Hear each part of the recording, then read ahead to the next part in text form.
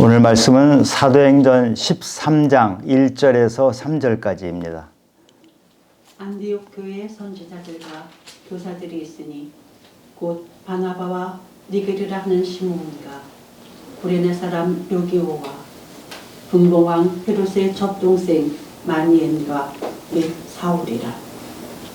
주를 섬겨 금식할 때에 성령이 이르시되 내가 불러 시키는 일을 위하여 바나바와 사울을 따로 세우라 하시니 이에 금식하며 기도하고 두 사람에게 안수하여 보내니라. 아멘. 우리는 초대교회로 돌아가자 이런 말을 자주 듣습니다. 근데 이 말은 참 막연한 말이에요. 초대교회는 교회가 이 땅에 만들어지고 나서 한 300년 정도까지 이 땅에 있는 교회들이기 때문에 그 교회가 뭐 수천 개에 이를 거예요. 아니면 수만 개가 될지도 모르겠어요. 전부 다르고 다양한 교회들을 말하는 것이라서 그냥 초대교회를 따르자 이러면 좀 막연해요. 초대교회 중에서도 오늘 본문에 나오는 안디옥 교회가 가장 우리가 모델로 삼을 수 있는 교회가 아닌가 생각을 합니다. 우리나라에 안디옥 교회란 이름을 붙인 곳이 대략 한 160개가 넘는다고 해요. 부산 안디옥 교회, 광주 안디옥 교회, 부천 안디옥 교회, 이 지역 이름 붙여가지고 그런 안디옥 교회가 그렇게 많은 것을 보면 많은 교회들이 안디옥 교회를 모델로 삼아서 하고자 하는 것 같아요. 사도행전 13장이 오늘 본문인데 이 13장부터 본격적으로 바울이 선교 여행이 나옵니다. 1차, 2차, 3차 선교 여행이 13장에서 시작이 되고 12장까지는 주인공이 베드로였어요. 그런데 이제부터는 바울이 본격적으로 등장을 합니다. 그런데 사도행전을 기록한 누가는 이 바울이 전도 여행을 본격적으로 설명하기 전에 안디옥 교회를 소개를 합니다. 왜 그랬을까요? 안디옥 교회가 있었기 때문에 바울의 전도 여행이 가능했기 때문입니다. 안디옥 교회가 있었기 때문에 바울이 마음 놓고 세계 각지를 돌아다니고 전도 여행이 끝나면 다시 또 안디옥 교회에 와서 충전시키고 또 다시 나가고 이런 것이 가능했기 때문이에요. 교회는 예수 그리스도가 머리 되시고 그 몸 된 것이 교회잖아요. 교회는 건물이 아니고 예수님을 믿는 성도들이 모인 곳이라는 것은 다 아시죠? 교회는 건물이 아니에요. 예수 그리스도가 주인이 되시는 그런 모임을 교회라고 하는데 아름다운 교회, 좋은 교회는 어떤 교회일까요? 좋은 성도가 모인 것이에요. 우리는 좋은 교회를 다른 데서 찾을 것이 아니고 우리 한 사람 한 사람이 좋은 교회, 좋은 성도가 되면 아름다운 교회를 만들 수 있는 것이에요. 지금 안디옥 교회는 바로 그런 교회였어요.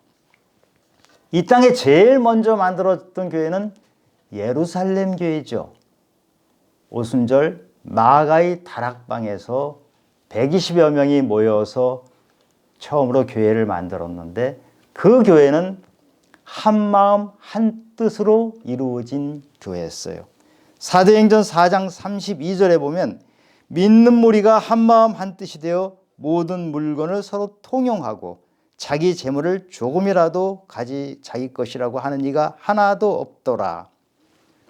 성도들이 마음이 하나가 되고 한 뜻이 되고 물건들을 서로 통용하고 나누는 이런 나눔의 교회, 그리고 자기 주장을 하지 않는 서로 양보하고 다른 사람을 인정하는 이런 교회가 바로 예루살렘 교회였어요. 예루살렘 교회는 그런데 유대인들만 모여있는 교회였어요. 유대인들이 너무 믿음이 좋고 너무 한마음 한뜻으로 나누고 했는 교회이긴 하지만 유대인이란 같은 혈통의 사람들끼리 모였기 때문에 그 한계가 있었어요. 예루살렘 교회는 예루살렘에서 사마리아까지 영역을 넓혔지만 그 바깥으로는 넘어가지를 못했던 것이죠. 사마리아도 예루살렘에 유대인들이 그렇게 좋아했던 것은 아니지만 그래도 뿌리가 같은 사람들이었어요.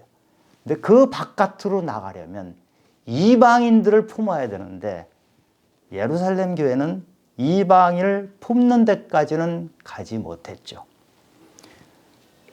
지금 안디옥 교회는 예루살렘 교회와는 달랐던 것이 이방인을 품었던 교회예요. 박해를 받아서 뿔뿔이 흩어졌던 사람들이 곳곳에 살다가 안디옥에 모여서 교회를 만들면서 이방인인 헬라인들을 같이 포용해서 만든 교회가 안디옥 교회입니다. 안디옥 교회의 특징은 사도들이 만든 교회가 아니고 목사도 없이 성도들끼리 스스로 만든 교회고 교회를 만들면서부터 곧바로 이방인들을 품에 안았던 교회예요. 우리 바로 전장에 보면은 베드로가 고넬료를 만나서 설교하고 하는 장면이 나오잖아요. 베드로가 고넬료를 만나는 것이 얼마나 힘든지 하나님께서 베드로에게 4발 달린 짐승을 한 쌍으로 막 보여주고 고넬료에게 기도를 통해서도 하고 이런 복잡한 과정, 힘든 과정을 거쳐서 베드로가 고넬료 이방인을 만났는데 지금 이 안디옥 교회의 성도들은 이방인 헬라인들을 만나는 것이 그렇게 힘들지 않았어요. 그냥 그 사람들을 품었어요. 왜 그럴까요? 안디옥 교인들은 처음부터 열린 마음을 가진 사람들이었어요. 이방인들에게 처음부터 열린 마음으로 접근을 했고 이방인들이 함께 하는데 아무런 어려움을 겪지 않았던 이 안디옥 교회. 세계 선교를 하는 것은 이방인들을 향해서 하는 것이잖아요. 하나님께서는 이 안디옥 교회를 열린 교회를 미리 예비해 놓으셨고 이곳을 출발점으로 해서 세계 선교를 하도록 만드신 거예요. 안디옥이라는 도시는 굉장히 큰 도시입니다. 당시에 로마, 알렉산드리아 다음 3번째로 아주 큰 대도시예요. 근데 이 대도시의 특징이 있어요. 대도시는 음란이 넘치고 향락 문화가 넘치는 곳이 이 대도시예요. 더군다나 이 안디옥은 신들의 도시라고 얘기를 할 만큼 우상이 많았어요. 지금 제가 말씀하는 이 안디옥은 수리아의 안디옥이에요. 성경에는 또 하나의 안디옥이 나오죠. 비시디아 안디옥. 그 안디옥이 아니라 수리아의 안디옥. 이 도시에서 교회가 탄생을 한 것이에요. 세속적으로 향락과 음란이 판치는 곳에서 이 그리스도인들이 교회를 만들었는데 최초로 그리스도인이라는 용어를 바로 여기서 탄생한 거잖아요. 그러니까 안디옥 교회의 교인들은 가장 세속적인 도시에서 교회를 만들면서 그리스도인의 향기를 내뿜었던 그런 교인들. 근데 스스로 교회를 만들었던 이 사람들에게 예루살렘 교회에서 목사를 파송해 주죠. 그 목사가 바로 바나바 목사를 파송해서 이 안디옥 교회를 새롭게 했고 그리고 바나바는 그곳에서 담임 목사를 하면서 다소에 가 있는 바울을 불러서 함께 사역을 하면서 안디옥 교회가 성장을 한 것이에요. 하나님께서는 이 안디옥 교회를 세계 선교의 본부로 만드셨어요. 사도 바울이 3번에 걸쳐서 세계 여행을 하죠. 세계 전도 여행을 할 때 바로 이 안디옥 교회가 사도 바울을 파송해 줬고 다시 또 바다를 잃었다 다시 파송하고 이런 역할을 했던 안디옥 교회입니다. 저는 이 안디옥 교회를 보면 우리 사람 몸에 있는 심장 같은 느낌이 들어요. 심장은 우리 몸에 있는 모든 것을 피를 받아들였다가 다시 또 온몸으로 보냅니다. 안디옥 교회가 바로 그렇게 모든 것을 이방인까지도 다 받아들였다가 다시 필요한 곳에 또 보내주는 심장과 같은 교회였어요. 심장은 하루에만 10만 번을 뛰어요. 살아있는 거예요. 심장이 살아있어야 우리 몸이 살아있거든요. 안디옥 교회 같은 심장 같은 이 교회가 팔팔 하면서 맥박이 뛰도록 했기 때문에 세계 전도가 활발하게 될 수 있었던 것입니다. 안디옥 교회는 어떤 사람들이 모여서 이렇게 됐을까요? 안디옥 교회는 품어주는 교회였어요. 물론 예루살렘 교회도 품어주는 교회였어요. 한마음 한뜻으로 공동체를 이룬 아름다운 교회였지만 유대인끼리 모인 것이에요. 그런데 안디옥 교회는 그런 것을 다 뛰어넘은 거예요. 세계 곳곳의 지역에 있는 사람들이 왔고 사회적 지위도 다 다르고 인종까지도 다 다르고 모든 것이 달랐던 사람들이 차별, 편견이 없이 한 교회를 이루었던 것이에요. 이렇게 이룰 수 있는 것은 서로 품어주고 인내해 줬기 때문에 가능한 것입니다. 1절을 보니까 안디옥 교회에 선지자들과 교사들이 있으니, 선지자라는 게 여기서 말씀을 선포하는 사람을 얘기합니다. 설교하는 사람. 선지자들과 교사들이 있으니 곧 바나바와 니게르라 하는 시므온과 구레네 사람 루기오와 분봉한 헤롯의 젖동생 마나엔과 및 사울이라. 이 5명이 안디옥 교회의 지도자였어요. 설교하고 가르치고 하는 사람들인데 이 5명이 어떤 사람들인지를 보면 정말 놀라워요. 가장 먼저 담임 목사인 바나바를 소개합니다. 우리 잘 알죠? 바나바는 사도행전 4장 36절에 이렇게 소개하고 있죠. 구브로에서 난 레이족 사람이 있으니 이름은 요셉이라. 사도들이 일컬어 바나바라.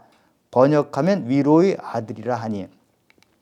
바나바는 출생이 예루살렘이나 유대에서 태어난 것이 아니고 구브로에서 태어났어요. 디아스포라, 흩어진 유대인, 고향을 떠나서 살았던 유대인의 후손으로 나온 유대인이지만 레이족이에요. 제사장 가문이기 때문에 정통성이 있는 유대인이에요. 그러나 바나바는 외국 타향살이를 많이 해서 서러운 생활도 많이 했고 객지 어려움이 무엇인지 잘 아는 사람이죠. 그가 밭이 있음에 팔아 그 값을 가지고 사도들이 발 앞에 두니라. 바나바는 그렇게 객지에서 고향 떠나서 살았던 정통 유대인이면서도 마음이 열린 사람이에요. 자기 것을 다 내놓는 사람이에요. 밭이 있는데 이것을 다 내놨어요. 이것을 보면 예루살렘 교회가 한마음 한뜻으로 성도들이 똘똘 뭉칠 수 있었던 것은 바나바 같은 사람이 모범을 보였기 때문에 가능했던 것이죠. 지금 바나바는 원래 이름은 요셉인데 바나바란 이름으로 불렸어요. 위로의 아들이라. 바나바는 가는 곳마다 위로하고 품어줬던 사람이에요. 사도 바울로서 이름을 남길 수 있었던 것은 바나바가 있었기 때문에 그렇잖아요. 바울이 원래 예수 믿는 사람 박해하던 사람이에요. 스데반 죽일 때 옷을 맡았던, 그걸 지휘했던 사람이란 말이에요. 그 사람이 예수님을 다메섹에서 만나고 돌이켰지만 사람들이 안 믿었어요. 그것을 사람들에게 설명해 준 사람이 바나바잖아요. 그런데도 사람들이 사도 바울을 죽이려고 하니까 바울이 고향인 다소에 가서 좀 피해 있으라 해놓고 10년쯤 후에 다시 또 바울을 불러내서 함께 사역을 했던 사도 바울을 바울로 만든 사람이 바로 바나바잖아요. 또 한 사람 예를 들어보면 마가. 마가는 원래 이름이 요한이었어요. 요한이라고도 하고 마가라고 했는데 이 마가는 바나바와 바울이 1차 전도여행을 하는데 마가를 데리고 갔잖아요. 근데 마가가 중간에 도망쳐 버려요. 이 도망쳤던 사람을 같이 데리고 다니면서 그 사람을 키웠던 사람이 바로 바나바예요. 그래서 마가는 나중에 어떻게 되냐 하면 베드로의 통역관이 되고 베드로가 나의 아들이라고 할 정도로 사랑을 받는 사람이 됐잖아요. 그리고 바울한테 미움을 받았지만 바울이 마가가 나에게 정말 너무 유익한 사람이다. 관계가 회복이 됐어요. 그리고 마가복음을 썼잖아요. 이렇게 함께 사역하다 도망쳤던 사람을 대단한 사람으로 키워준 게 바로 바나바예요. 이 담임 목사 바나바가 이러니까 이렇게 마음이 넓으니까 성도들도 다 마음이 넓었던 거예요. 성도들은 담임 목사를 닮게 돼 있어요. 저도 바나바처럼 좀 넓은 사람이 되도록 기도해 주세요. 그리고 우리 교인들도 전부 이렇게 넓은 열린 마음으로 어떤 사람이든지 다 내 품으로 들어와라. 내가 다 안아주리라. 나와 함께 하나님 나라에 같이 가자. 이런 귀한 목사, 귀한 성도가 됐으면 좋겠어요. 두 번째로 소개하는 사람이 니게르라 하는 시므온. 이 니게르란 뜻은요, 검다라는 뜻이에요. 흑인들을 비하해서 말할 때 니그로라 그러잖아요. 같은 말이에요. 그러니까 니게르라는 시므온은 흑인, 아마 노예였을 가능성이 커요. 흑인 노예였던 사람이에요. 이 사람을 이방인 취급도 하지 않고 노예 취급도 하지 않고 같은 교회에 품었는데 품는 정도가 아니고 지도자로 세웠다는 거예요. 근데 바나바, 담임 목사 바로 다음에 이름이 나오는 거 보니까 이 유대인들은 이 이름이 순서가 굉장히 중요합니다. 그 안디옥 교회에서 두 번째 자리에 갔던 사람이 이 흑인 노예란 말이에요. 이게 놀랍지 않으세요? 세 번째로 소개하는 사람이 구레네 사람 루기오예요. 구레네는 아프리카의 리비아입니다. 그럼 안디옥에서 수천 킬로 떨어진 이 변방에 있는 이 사람이 아프리카 사람이 지도자가 된 거예요.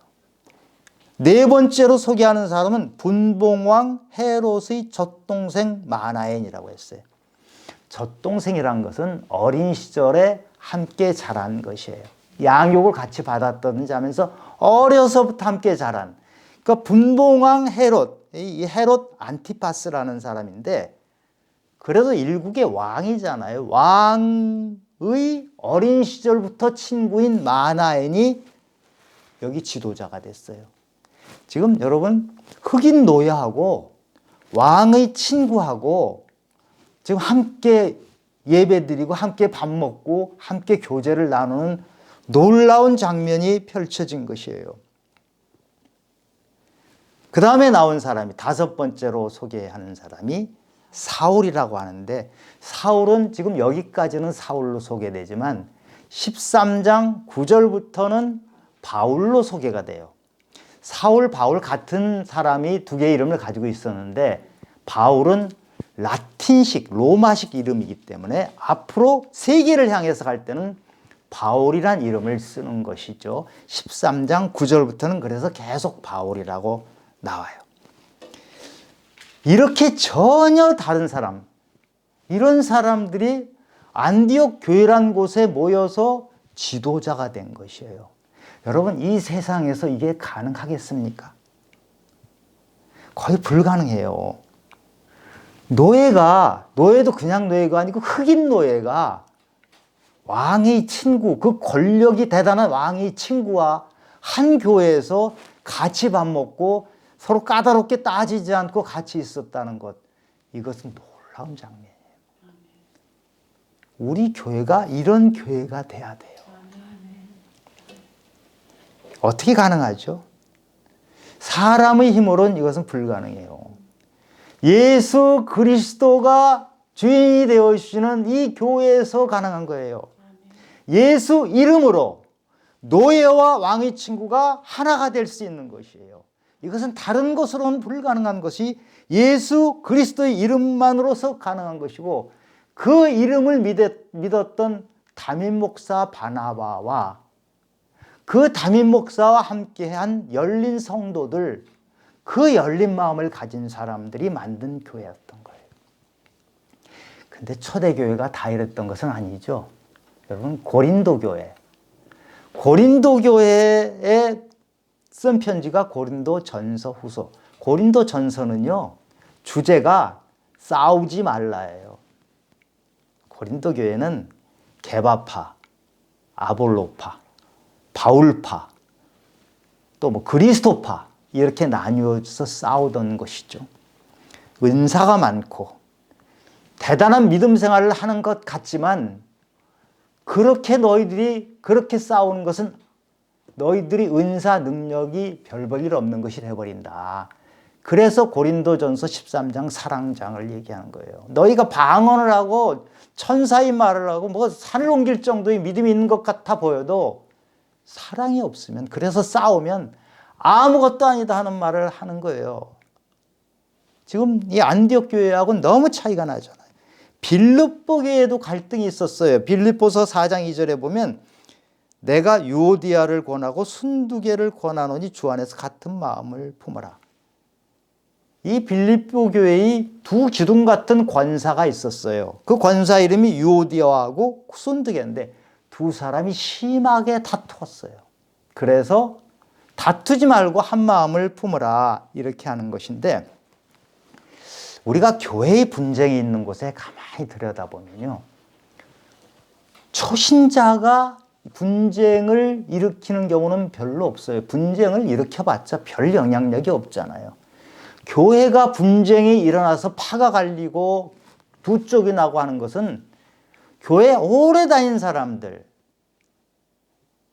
자기 자신은 믿음이 굉장히 좋다고 하는 사람들, 주로 장로, 권사, 또 목사, 이런 사람들이 교회에 갈등을 일으키고 분쟁을 일으키는 것이에요. 왜 그렇게 분쟁을 일으키죠? 교회를 망가뜨리려고 하는 건가요? 아니에요. 좋은 교회를 만들려고 하는 거예요. 선한 마음으로 시작한 것이에요. 그런데 뭐가 잘못된 거예요? 자기 의의를 가지고 하기 때문에 그래요. 자기 중심으로, 기준이 나예요. 내 기준으로 하다 보니까 나와 다른 사람은 인정하기가 어려워요. 나와 다른 사람은 비난의 대상이 되어버려요. 예수님께서 그래서 제자들에게 나를 따르려면 자기를 부인하라 그랬잖아요. 자기 부인을 하지 못하기 때문에 굉장히 의롭고 선한 일을 하는데 부딪혀요. 남을 인정하지 않기 때문에 그러죠. 갈라디아 6장에 보면 선을 행하다 낙심치 말라 그랬잖아요. 교회 안에서 선을 행하다가 낙심되는 경우들이 있어요. 정말 좋은 일을 하는데, 나는 정말 예수를 따라간다고 하는데 결과가 안 좋게 나오기도 하고, 그 과정에서 너무 많이 부딪히는 거예요. 낙심되는 거예요. 그것을 지금 말하는 거예요. 교회에 이런 분들이 있어요. 제가 다니던 교회 중에 아마 여러분들도 아실지 몰라요. 그분은 장로님이신데요, 식당 봉사를 도맡아 하세요. 식당에 설거지하고 식당 바닥 청소하고 이런 굳은 일을 도맡아 하시는 분이에요. 일하시는 거는 너무 훌륭한 일을 하세요. 그런데 그 식당에 가면 사람들이 그 장로님이 무서워가지고 겁을 내요. 밥을 하나 떨어뜨리면 불호령이 나요. 식판 좀 지저분하게 먹으면 아주 야단을 쳐요. 사람들이 밥 먹는 게 두려워요. 우리가 예수 그리스도가 주가 되셔야 되는데, 교회에서 내가 중심이 되어버리면 이런 일들이 생겨요. 일은 열심히 해요. 그리고 그 마음도 선한 마음에서 출발한 것이에요. 교회를 망가뜨리려고 한 것이 아니에요. 교회를 쪼개려고 하는 것이 아닌데 결과는 교회가 쪼개지고 분쟁이 생기고 사람들이 얼굴에 분노가 가득 차고 본인도 기쁨이 없는 그런 교회 생활을 할 수가 있어요. 안디옥 교회는 교회 안에 그대로 머무르는 교회가 아니고 보내주는 교회였어요. 2절 3절에 보니까 주를 섬겨 금식할 때에 성령이 이르시되 내가 불러 시키는 일을 위하여 바나바와 사울을 따로 세우라 하시니 이에 금식하며 기도하고 두 사람에게 안수하여 보내니라. 안디옥 성도들은 예배를 열심히 하고 금식하고 기도했던 사람들이에요. 그러니까 성령이 하시는 말씀을 듣지요. 기도하고 금식해서 성령이 하시는 말씀을 듣는데 성령님께서 도무지 이해하기 어려운 말을 이 성도들에게 하시는 거예요. 뭐라고 하냐 하면 바나바와 사울을 따로 세우라. 바나바와 사울을 보내라. 선교사로 보내라. 여러분 이게 가능합니까? 지금 바나바는 담임 목사예요.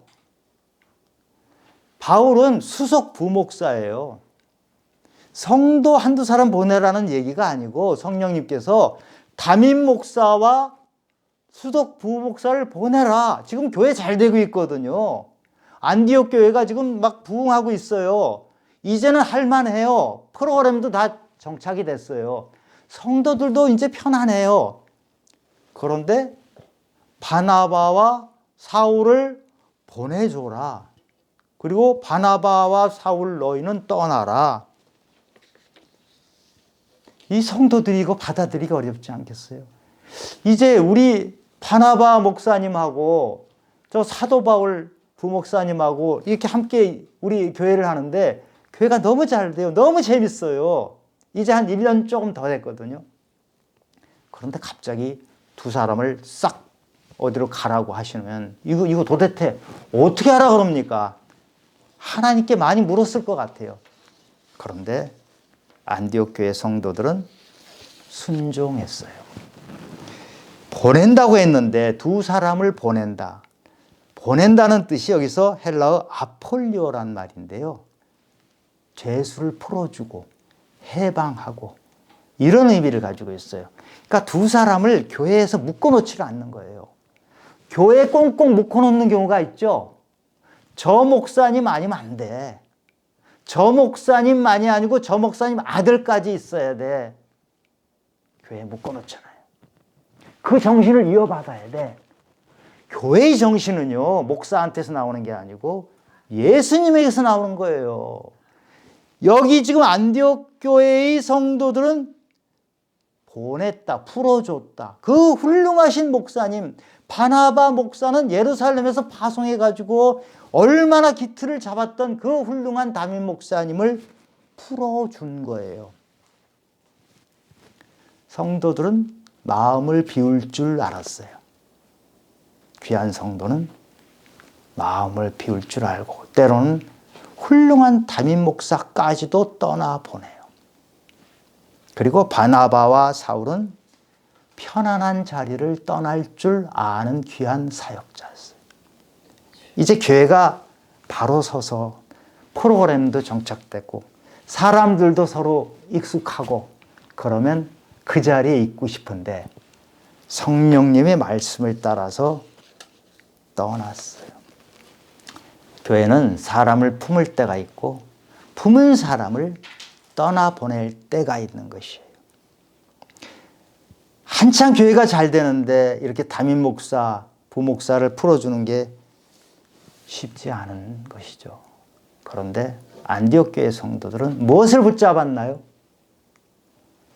담임 목사와 훌륭한 부목사를 붙잡은 것이 아니고 예수 그리스도를 붙잡았기 때문에 예수 그리스도만 있으면 훌륭한 목사, 훌륭한 부목사가 떠나더라도 교회는 아름답게 유지가 되는 거예요.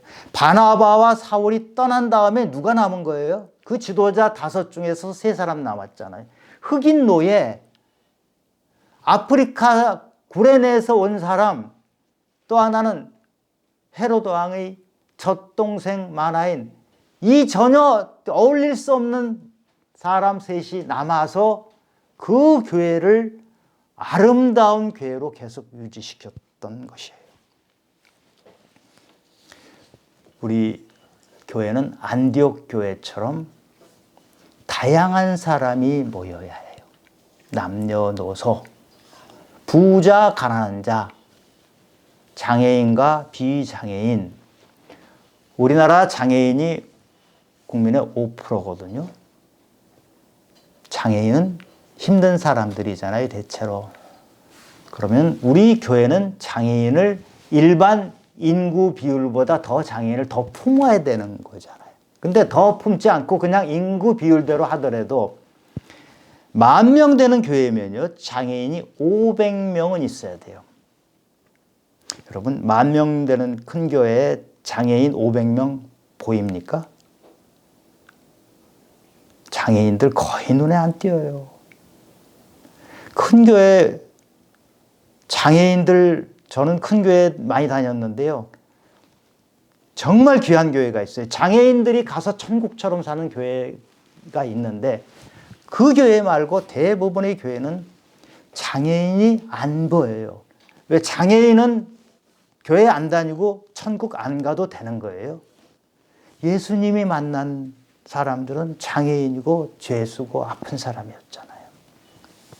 지금 이 안디옥 교회는 구레네, 흑인, 젖동생 뭐 이런 온갖 사람들이 모여서 예배를 드리고 함께 하고 또 선교사를 파송했던 교회인데 그 중심에 바나바란 훌륭한 담임 목사, 품이 넓은 이런 목사가 있었던 거예요. 빌립보서 4장 4절에 보면 주 안에서 항상 기뻐하라. 내가 다시 말하노니 기뻐하라. 너희 관용을 모든 사람이 알게 하라. 이렇게 권합니다. 관용이 있는 교회였어요. 품는 교회였어요. 저는 아까도 말씀드렸지만 우리 교회는 저도 바나바처럼 품는 사람이 되기를 원하고 우리 성도님들도 나와 다른 사람, 가난한 사람, 부자, 권력이 있는 사람, 전혀 권력이 없는 사람, 병든 사람, 모든 사람을 껴안는 그런 교회가 되기를 바랍니다. 그것이 예수 닮은 모습이고 아름다운 모습이에요. 그런데 이게 우리 힘으로는 잘 안 돼요. 로마서 8장 26절에 보면 성령도 우리 연약함을 도우시나니 성령이 우리를 도와주세요. 그리고 우리가 연약할 때 성령이 탄식하시며 우리가 기도조차 하지 못할 때 간구해 주시는 분이 성령님이세요. 그 성령이 함께 하시면 모든 자들에게 합력하여 선을 이루는 놀라운 일이 일어나는 거예요. 이 안디옥 교회처럼 저도 포함해서 여러분들 우리 마음은 다른 사람을 품어줄 만한 여력이 없어요. 우리 마음에는 그 정도의 공간이 없어요. 여러분 다른 사람을 처음에 딱 겪었을 때 문화가 다르고 말투가 다르고 말투가 거칠어요. 문화가 달라요. 옷이 더러워요. 그런 사람 처음 딱 봤을 때 아, 내 형제요 이렇게 받아집니까? 처음에 딱 드는 생각이 왜 말투가 거칠지? 왜 저렇게 더럽지? 비판하는 게 먼저 생기잖아요. 우리 인간은 연약하기 때문에 나와 다른 것을 볼 때는 비판부터 먼저 하는 것이 인간이에요. 이것을 도와주는 것이 성령님이고 성령님이 함께하면 다 합력해서 선을 이룰 수가 있어요. 최근에 분당의 어떤 큰 교회가 성도들을 수십 명씩 29개로 나누어서 지역으로 보내서 작은 교회들을 만드는 운동을 하고 있죠. 제가 다녔던 교회, 대전에 있던 교회도 성도가 300명이 되면 그 이상 되는 인원은 교회를 새로 만들어서 내보내요. 참 아름답지 않습니까? 이 땅에 이렇게 나누며 품어주며 하는 교회들이 많이 생긴다는 것이 너무너무 감사해요. 초신자들은 큰 교회에 와서 배우는 것이 참 좋아요. 그런데 신앙생활 오래 하신 분들, 이제 믿음이 많이 성장한 분들이 왜 그 자리에 계속 그러고 있나요? 아브라함이 75세에 갈대아 우르를 떠나서 하란을 떠나서 갈 바를 알지 못하고 떠났잖아요. 하나님은 때가 되면 떠나라고 하시거든요. 어떤 분은 이런 거를 자랑을 해요. 주일학교 다녔고 중고등부 다녔고 청년부 다녔고 장년부 다녔고 장로가 됐고 장례식까지 거기서 치르겠다. 한 교회에서. 왜 한 교회에서 그렇게 계세요? 성장이 됐으면, 신앙이 성장이 됐으면 이제는 떠날 줄도 알아야 돼요. 한 교회에 있다는 것은 몰아서 한꺼번에 말할 수는 없겠지만 대체로 편안하고 안전지대인 곳이에요. 익숙한 거예요. 익숙한 것을 떠나기 싫어하는 것이 인간의 본래의 모습인 것은 맞아요. 그러나 예수 그리스도를 믿는 사람들은 떠날 때를 알고 어렵고 가난한 지역교회들을 가서 이제는 내가 컸잖아요. 내가 컸으면 그런 데를 도와줄 줄 알아야 되는 것이죠. 하나님께서는 우리가 그렇게 하길 원하시거든요. 그 자리에서 그대로 안주해서 익숙한 곳에 편안히 있으면 굳은 살이 배겨요. 심장에 굳은 살이 배기면 어떻게 돼요? 심장이 멈춘 거예요. 심장은 계속 새로운 피가 들어오고 새로운 피가 심장에서 다시 또 나가고 들어오고 나가고 하는 살아있는 심장이 돼야 돼요. 우리 교회는 살아있는 심장이 돼서 사람들을 모아서 가르치고 내보내고 또 사람들 누구든지 와라 가르치고 내보내고 하는 것이 아름다운 교회고 예수님이 그렇게 하셨던 것입니다. 사도행전은요, 누가가 썼는데 이제부터는 주인공이 바울로 넘어가잖아요. 근데 우리는 사도행전을 보면서 나의 사도행전을 쓰겠다는 각오를 해야 돼요. 바나바와 바울이 떠난 것처럼 우리도 때가 되면 떠나는데 그냥 떠나는 게 아니에요. 떠나서 그곳에 교회를 만드는 거예요. 우리는 각자가 교회고 이 교회가 모인 곳이 우리 주님의 가족 교회지만 각자가 가는 곳마다 교회가 되는 거예요. 저는 이 작은 교회지만 여러분들이 이 교회에서 충분히 영양분을 먹었다. 그리고 이 교회가 이제는 웬만큼 섰다 하면 그땐 떠나시길 바랍니다. 어느 누구도 여기에서 오래 익숙하고 편안한 자리에 안주해서 굳은 살 배기고 장례식까지 치르겠다 하는 그런 생각을 가지고 교회를 다는 것은 아름다운 교회가 될 수가 없어요. 우리 주님의 가족교회는 우리가 가지고 있는 비전 자체가 서로 한 마음이 돼서 가족과 같이 살아가는 교회고 그리고 자기가 있는 곳곳에 가서 교회를 세우고 자기 자신이 교회가 되고 이런 교회를 비전으로 삼기 때문에 그렇게 살으라고 저는 기대를 합니다만 앞으로도 우리 교회는 우리 교회 성도님들은 누구든지 품어야 돼요. 누구든지. 흑인 노예를 품었잖아요. 젖동생 왕의 친구를 함께 같이 있었잖아요. 누구든지 품어야 되고 어디든지 갈 수 있는 안주하지 말고 한 곳에서 굳은 살 배기지 않도록 그렇게 하는 교인들이 되기를 주 예수 그리스도의 이름으로 기도합니다. 아멘. 하나님 아버지, 오늘 안디옥 교회를 봤습니다. 안디옥 교회는 정말 모범이 되는 교회였습니다. 이 땅에 있는 모든 교회들이 이런 교회가 되길 원합니다. 아니, 우리 교회가 그런 교회가 되길 원합니다. 제가 먼저 누구든지 품에 안을 수 있는 넉넉한 목사가 되길 원합니다. 그리고 우리 성도들은 모두 어떤 사람이든 나와 얼마나 다르든 상관없이 그 사람을 품에 안을 수 있는 성도들이 되길 원합니다. 그리고 때가 되면 이곳에서 충분히 자라고 말씀을 먹고 자라서 온 곳에 흩어져서 바나바와 바울처럼 이 세계를 하나님의 나라로 만드는 데 기여하는 귀한 성도들이 되기를 예수 그리스도 이름으로 축원합니다.